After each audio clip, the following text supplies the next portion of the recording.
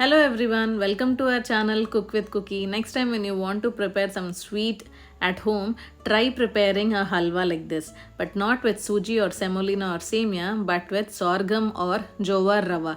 Trust me, it is way much healthier and tastier and it's so yummy. So let me tell you how to prepare this. First of all, take a pan and add 1.5 tablespoon of ghee, homemade ghee or clarified butter, and then add 1.5 cup of sorghum or jowar rava into this and fry it till it turned golden brown color. Now this sorghum or jowar, what happens is when you fry this, you can see that there is a swelling in this rava. So this is the perfect texture. So once it swells and you can see this golden texture, you can just turn off the stove and put it aside. Now take a pan and add 4.5 cups of water and allow it to boil or give it a nice boil. So put that also aside and then take a bowl and add 1.5 cup of jaggery or gur. Now add half a cup of water and allow it to melt.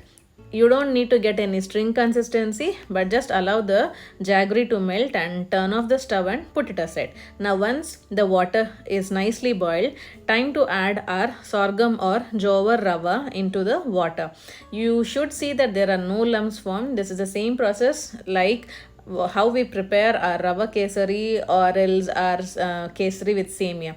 The same way you can add it and see that there are no lumps formed, and on medium flame close the lid and allow it to cook for 4 to 5 minutes. After 4 to 5 minutes you can see the water is reduced. Now time to add cardamom powder or ilachi powder that gives nice flavor to our sweet. Now after 4 to 5 minutes, again closing the lid, you can see the water is almost cooked nicely, so there is no water left. Almost 80% of the water is done.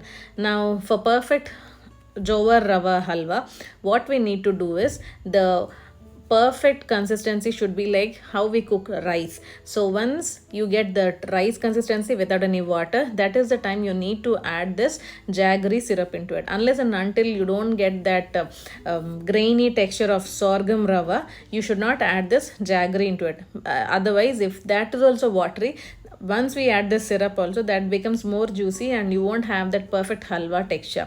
So remember that you should cook like rice without any water and then add the jaggery syrup. Now you can see once you add the jaggery syrup and cook it on medium flame for 5 to 7 minutes, and then you can see that the edges get separated. You can see the ghee and the jaggery that separates from the edges of the pan.